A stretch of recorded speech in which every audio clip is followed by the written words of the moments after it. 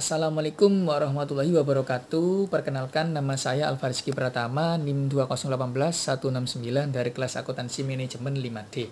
Nah, di sini saya akan menjelaskan yang pertama yaitu bab pendahuluan yang terdiri dari latar belakang dan masalah.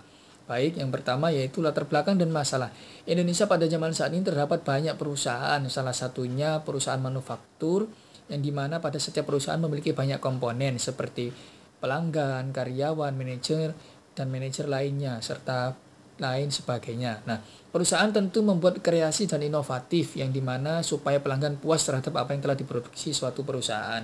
Nah, lalu dengan memberikan kualitas yang tinggi, pelayanan yang bagus, lalu harga yang murah. Nah, itu adalah salah satu bentuk strategi perusahaan agar untuk mendapatkan profit atas apa yang telah dihasilkan. Nah, maksudnya itu seperti ini, agar perusahaan mampu mempertahankan lingkungan dalam persaingan yang kompetitif, diperlukan adanya pengukuran kinerja menyeluruh yang tidak sebatas pada aspek finansial, melainkan pada aspek operasional perusahaan yang secara menyeluruh untuk memperoleh informasi bagi peningkatan produktivitas perusahaan. Dalam hal ini, perusahaan berlomba-lomba untuk mendapatkan predikat yang baik dengan menjalin kerjasama dengan teknik manajemen seperti pada metode lean manufacturing dan lean accounting.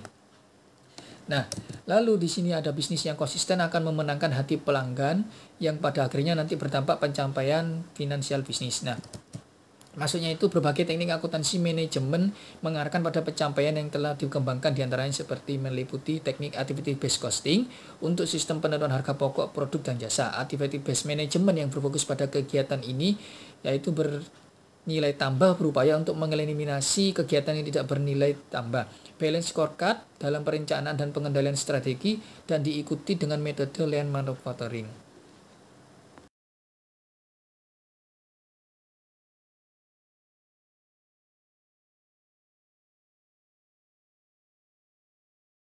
Nama saya Dinda Cahyani Ramadhani. Di sini saya akan menjelaskan yaitu materi tentang konsep dari balance scorecard. Pada saat ini di setiap perusahaan pasti akan melaksanakan kegiatan untuk menghasilkan produk akhir yaitu barang dan jasa. Nah, oleh sebab itu, terlepas dari itu, para perusahaan pasti harus berkomunikasi untuk melaksanakan produk itu dengan sebaik mungkin dengan pihak yang sudah direncanakan. Selain itu, balance scorecard juga diartikan sebagai suatu konsep atau metode dalam pengukuran sistem perusahaan. Nah, jadi dalam perusahaan itu juga harus memiliki ukuran matriks untuk kunci keberhasilannya.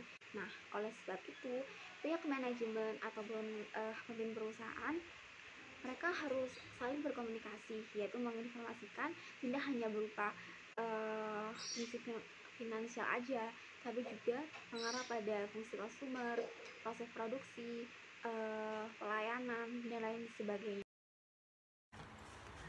Assalamualaikum warahmatullahi wabarakatuh. Perkenalkan, nama saya Putri Meulandari, NIM 195. Di sini saya akan menjelaskan tentang perkembangan terkini implementasi balance scorecard. Dengan adanya konsep balance scorecard akan terus memelihara arah dan kemajuan perusahaan sesuai dengan apa yang menjadi visi dan misi organisasi.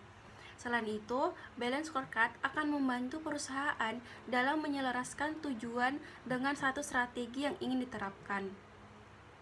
Karena balance scorecard membantu mengeliminasi berbagai macam strategi manajemen puncak yang tidak sesuai dengan strategi karyawan dengan cara membantu karyawan untuk memahami bagaimana peran serta mereka dalam rangka peningkatan kinerja perusahaan secara keseluruhan. Nah, langkah-langkah yang umum dilakukan dalam pengembangan sistem balance scorecard adalah yang pertama, menentukan performance measure sesuai dengan strategi perusahaan. Yang kedua, menentukan bagaimana informasi yang diperlukan oleh performance measure dapat ditemukan. Keunggulan balance scorecard. Keunggulan balance scorecard ini terdapat 4 karakter. Yang pertama, komprehensif, yang kedua, koheren, yang ketiga, seimbang, dan keempat, terukur. Yang pertama, komprehensif. Balance scorecard memperluas perspektif yang dicakup dalam perencanaan strategi, yaitu dari sebelumnya hanya terbatas pada perspektif keuangan, meluas ketika perspektif yang seperti pelanggaran, proses, serta pembelajaran dan pertumbuhan strategi-strategi yang ditetapkan ke dalam perspektif memperluas lingkup bisnis perusahaan dalam mencapai visi dan misi perusahaan. Kekomprehensifan atas sasaran strategi ini adalah respon yang tepat bagi perusahaan dalam menghadapi lingkungan bisnis yang kompleks. Yang kedua, koheren. Balance scorecard mewajibkan personal untuk membangun hubungan sebab akibat atau causal relationship di antara berbagai sasaran strategis yang dihasilkan dalam perencanaan strategis.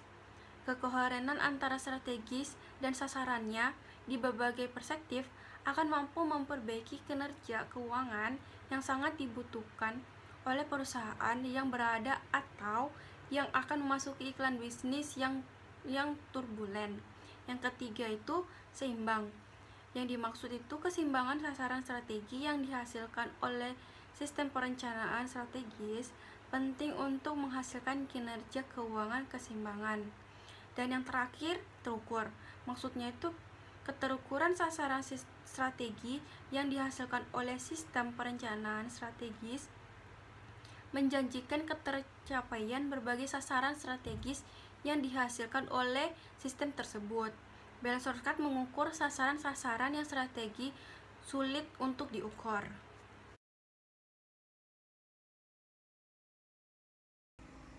Selanjutnya saya Tika Utari NIM 207 akan menjelaskan tentang balance scorecard atau BSC. Nah, ini merupakan suatu sistem manajemen strategi atau strategic based responsibility accounting system. Nah, yang menjelaskan mengenai misi serta strategi dari suatu perusahaan ke dalam tujuan operasional dan tolak ukur kinerja perusahaan tersebut. Nah, scorecard sendiri ini memiliki makna kartu sektor, maksudnya yaitu kartu skor yang akan digunakan dalam merencanakan skor yang diwujudkan pada masa yang akan datang. Nah, yang selanjutnya yaitu learn accounting dan learn manufacture. Yang pertama, learn accounting ini merupakan konsep yang dirancang untuk lebih mencerminkan kinerja keuangan perusahaan yang telah menerapkan proses learn manufacturing. Nah, yang kedua, learn manufacture. Ini adalah sebuah metodologi praktek produksi yang memfokuskan penggunaan dan pemberdayaan sumber daya untuk menciptakan value bagi pelanggan. Nah, dengan cara menghilangkan pemborosan yang terjadi pada proses sehingga terjadi proses lebih efektif dan juga efisien dengan kualitas output yang lebih baik dan dilakukan secara terus-menerus oleh suatu industri manufaktur atau pabrik. Terima kasih.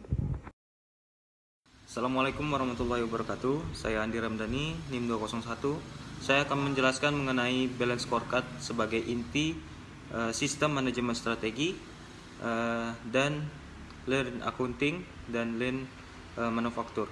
Pada balance scorecard dalam perkembangannya di dalam dunia bisnis itu sangat kompetitif sehingga menyebabkan persaingan yang luar biasa.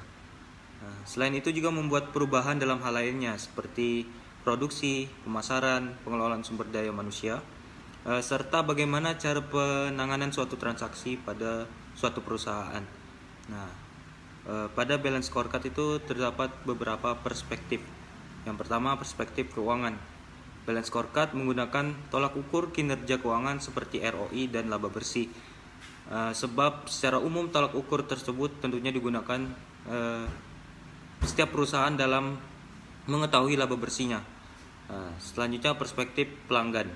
Nah, di dalam perspektif pelanggan, suatu perusahaan butuh menentukan terlebih dahulu segmen pasarnya serta pelanggan yang menjadi target organisasi. Nah, kemudian manajer wajib menentukan alat ukurnya dalam mengukur kinerja di setiap unit operasi dalam upaya mencapai target finansialnya. Selanjutnya, perspektif proses bisnis internal. Perspektif ini menampilkan proses kritis yang memungkinkan suatu unit usaha dalam memberi value proposition yang bisa menarik serta mempertahankan pelanggannya pada segmen pasar yang diinginkan.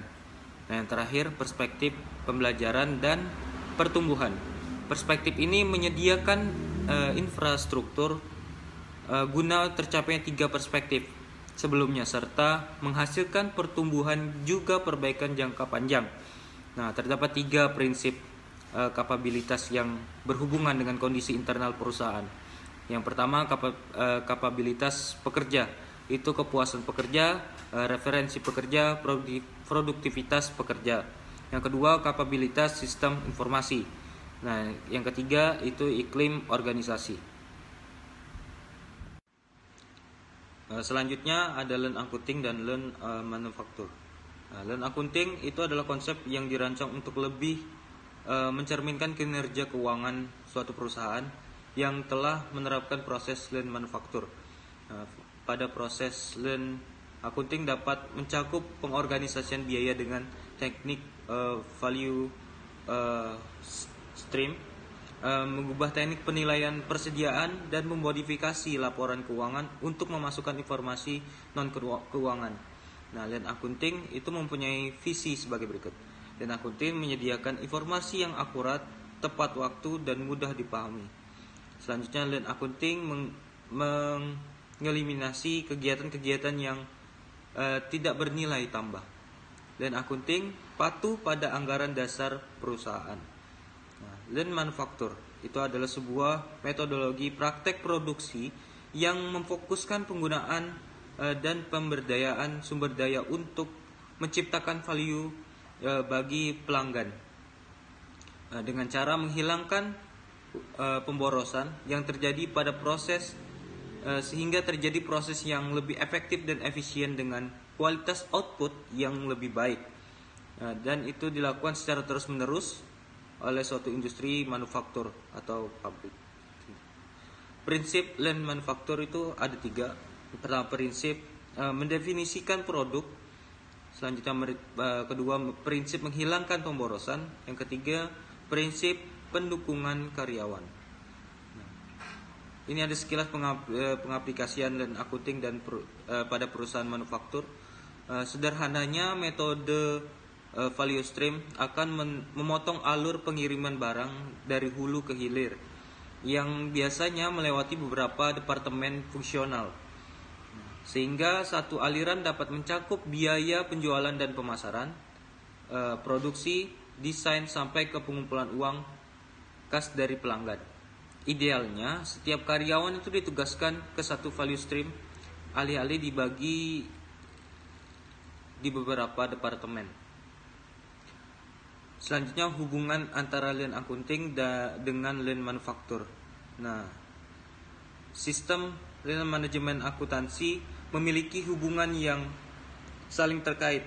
Jadi, lean manufaktur dipandang sebagai strategi di seluruh perusahaan dan mencakup transformasi praktek manufaktur yang mempengaruhi praktek manajemen akuntansi perusahaan yang mempengaruhi pola pikir karyawan.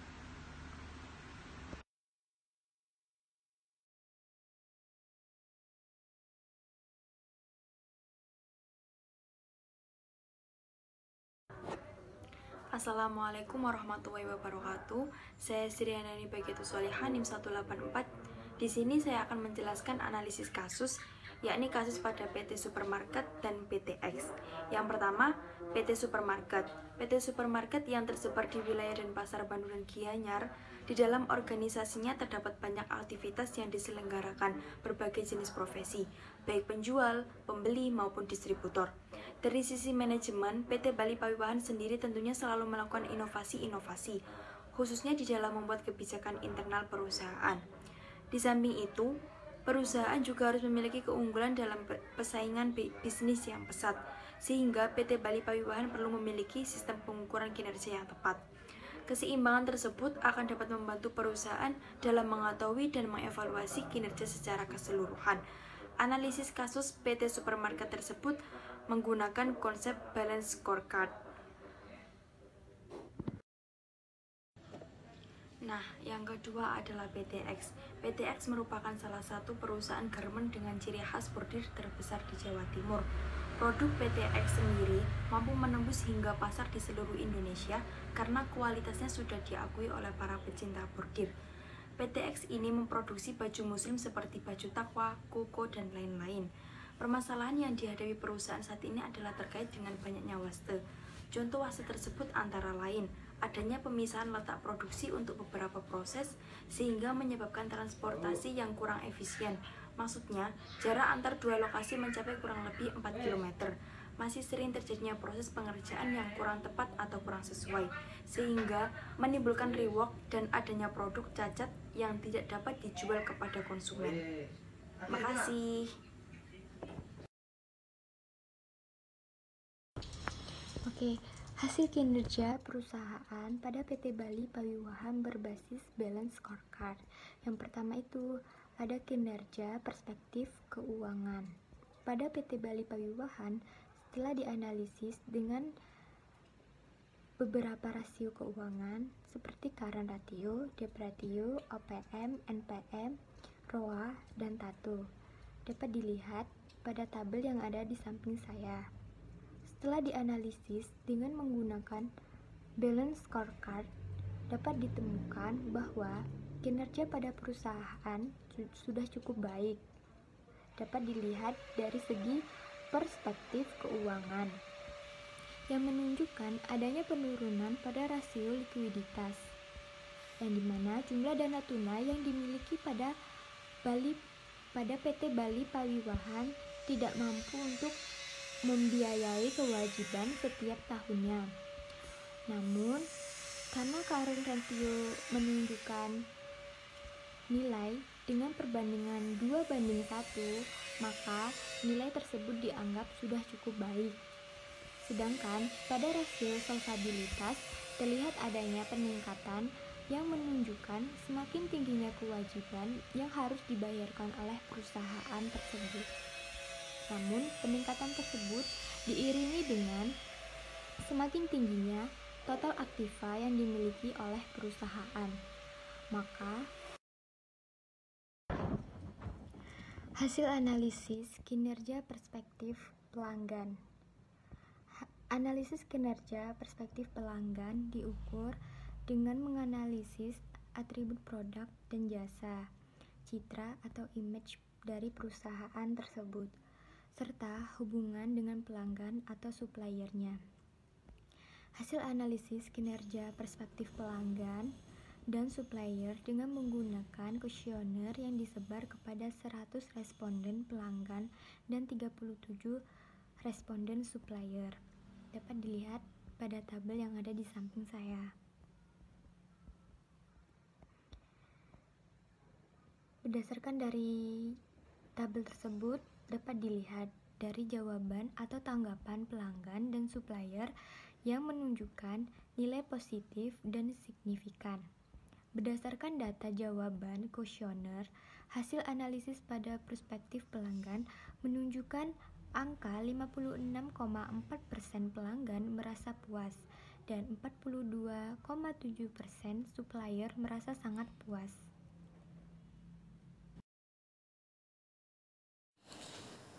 Baik, selanjutnya saya akan menjelaskan tentang yang ketiga ini, hasil analisis perspektif proses dalam bisnis internal. Nah, proses internal dibagi menjadi 3, yaitu inovasi, operasi, dan layanan purna jual. Nah, penjelasan dari ketiga proses tersebut akan dijelaskan sebagai berikut. Nah, yang pertama yaitu proses inovasi. Nah, dalam proses ini yang dilakukan oleh perusahaan adalah dengan mengikuti tren barang yang sedang banyak atau diminati oleh para pelanggan ataupun mencari barang-barang yang memiliki proses penjualan yang memuaskan. Nah, inovasi yang paling menonjol dan mungkin jarang ada pada pesaing khususnya di Bali yaitu pelayanan delivery order pesanan terbarang yang diterapkan oleh beberapa Cocomart dan Koko Supermarket. Lalu yang kedua proses operasi yang dimana perusahaan menerapkan konsep Trihita Karana untuk menyeimbangkan proses operasional dalam perusahaan. Nah, dalam hubungan dengan Tuhan, peryangan diadakan persembahyangan secara rutin yaitu di saat hari raya pada setiap Kokomart dan Koko Supermarket. Lalu di samping itu ada pula upacara pada pelepasan saat pembukaan opening seperti opening toko supermarket yang baru. Nah, lalu yang ketiga layanan purna jual. Dalam proses ini perusahaan melakukan layanan purna jual untuk menjaga kehubungan dengan para pelanggannya. Nah, misalnya ini terlihat pada strategi perusahaan yang memiliki kebijakan kepada pelanggan bahwa jika ada barang yang dibeli pelanggan dalam kondisi tidak baik, maka bisa dikembalikan dengan bukti struk belanja. Hasil analisis perspektif pembelajaran dan pertumbuhan. Nah, pada perspektif ini yang dijadikan ukuran adalah kepuasan karyawan perusahaan yang diukur dari kapabilitas karyawan, kapabilitas sistem informasi, serta motivasi, pemberdayaan, dan keselarasan. Hasil analisis kinerja perspektif pembelajaran dan pertumbuhan dengan penyebaran kuesioner kepada 100 responden karyawan dapat dilihat seperti pada tabel yang ada di samping saya. Berdasarkan tabel itu, perspektif pembelajaran dan pertumbuhan menunjukkan hasil yang positif dan signifikan. Hasil analisis pada perspektif ini menunjukkan angka 54,2% karyawan merasa puas. Identifikasi dari 7 kategori master tentang land accounting dan land manufacture. Nah, yang pertama itu ada logistic transportation, yaitu antara jarak angkut transportasi dengan produksi yang memerlukan waktu yang sangat lama. Terus yang kedua itu ada waiting itu dia menunggu jahitan atau bordiran. Terus yang ketiga ada in-network processing, yaitu adanya reward ataupun sarana perbaikan dari jahitan tersebut. Terus defect itu adanya tidak terjadinya atau gagalnya dari proses bordir. Terus ada lagi unnecessary inventory, yaitu adalah overproduct, jadi yang mengakibatkan gudang semakin sempit. Yang terakhir itu ada over dari produk, yaitu kelebihan dari barang yang diproduksi yang tidak sesuai dengan requirement. Jadi produksi yang dipesan sama yang diproduksi itu tidak seimbang. Nah, selanjutnya setelah dilakukan identifikasi dari 7 wester tadi, terdapat akar dari permasalahan dari PT Exis yang menggunakan metode flashbone dalam diagram. Nah, akar penyebabnya itu yang pertama adalah faktor lokasi yang semakin jauh, yaitu 24 km. Yang kedua ada keterbatasan dalam penggunaan mesin. Terus yang ketiga adalah fokus operator dalam melaksanakan tugasnya kurang. Terus ada keterbatasan dari penggunaan mesin juga. Terus ada overproduct dari itu yang semakin membuat gudang semakin sempit karena barang yang terjual kurang banyak faktor produksi daripada faktor yang terjual. Usulan rekomendasi perbaikan berdasarkan hasil identifikasi dan analisa penyebab timbulnya waste dalam proses produksi baju koko bordir di PT X, maka dapat diberikan atau diusulkan rekomendasi yang diharapkan dapat membantu meredukasi waste tersebut sebagai langkah implementasi pendekatan konsep lean manufacturing sehingga proses produksi di PTX dapat lebih efisien ke depannya. Berdasarkan waste yang telah teridentifikasi, rekomendasi yang diusulkan adalah berkaitan dengan penyusunan kegiatan maintenance, penerapan forecasting, penambahan fasilitas kerja, dan penyusunan kembali layout produksi.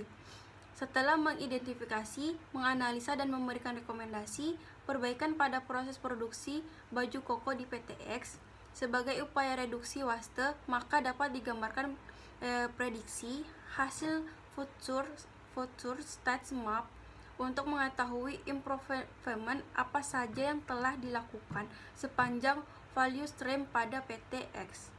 Jadi yang pertama itu minimasi waktu pada proses bordir.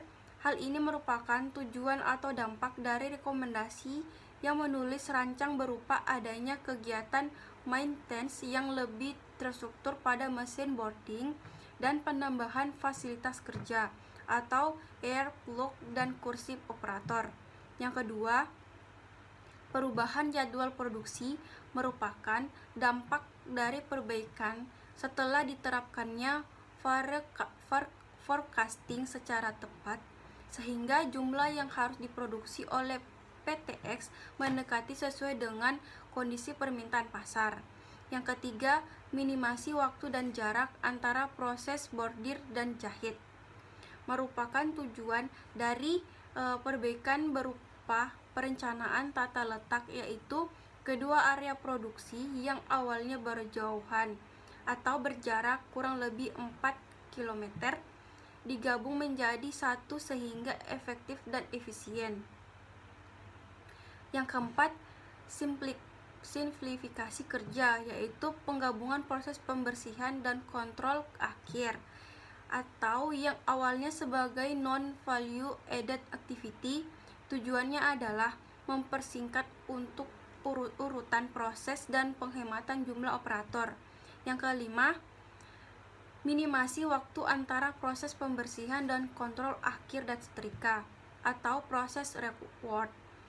Maksudnya adalah dengan adanya kegiatan maintenance yang terstruktur serta penambahan fasilitas kerja pada departemen bordir, diharapkan tingkat defect, yaitu hasil bordiran kurang sempurna, menjadi berkurang, yang otomatis mengurangi frekuensi baju mengalami reward.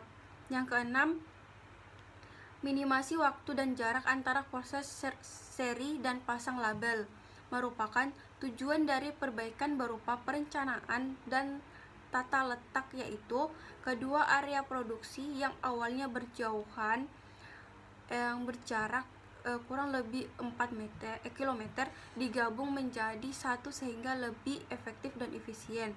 Yang ketujuh, minimasi jumlah inventory pada gudang finished good merupakan dampak dari perbaikan setelah diterapkannya forecasting secara tepat, sehingga jumlah yang harus diproduksi oleh sebelumnya selalu terjadi akibat overproduction tidak lagi menumpuk di gudang finished good. Sekian dan terima kasih. Nah, baik, selanjutnya di sini saya akan menjelaskan yaitu akhir dari materi ini, yaitu kesimpulan. Nah, kesimpulan dari balance scorecard yaitu dapat diartikan sebagai sebuah konsep atau metode pengurangan kinerja yang dimana perusahaan itu disesuaikan dengan visi atau misi serta strategi perusahaan yang sudah ditentukan sebelumnya. Dasar pemikiran di balik balance scorecard sebenarnya sangatlah sederhana namun mendalam. Nah, di mana ukuran keuangan memanglah selalu dianggap sangat penting, di mana harus selalu dilengkapi oleh indikator lain yang dapat memprediksi kesuksesan finansial perusahaan di masa depan. Menyusun balance scorecard ini memerlukan beberapa perspektif yang dimana menurut Kaplan and Norton tahun 1992 yang terdiri dari atas perspektif keuangan, perspektif pelanggan atau customer, perspektif proses bisnis internal, perspektif pembelajaran dan pertumbuhan. Nah, lalu untuk land accounting sendiri yaitu adalah konsep yang dirancang untuk lebih mencerminkan kinerja keuangan perusahaan yang telah menerapkan proses lean manufacturing. Nah, proses lean accounting dapat mencakup pengorganisasian biaya dengan teknik value stream. Nah, sedangkan lean manufacturing ini sebuah metodologi praktek produksi yang memfokuskan penggunaan dan pemberdayaan sumber daya untuk menciptakan value bagi pelanggan. Nah, dengan cara menghilangkan wasta atau pemberasan yang terjadi pada proses sehingga terjadi proses yang lebih efektif dan efisien. Nah, sekian mungkin dari saya. Terima kasih.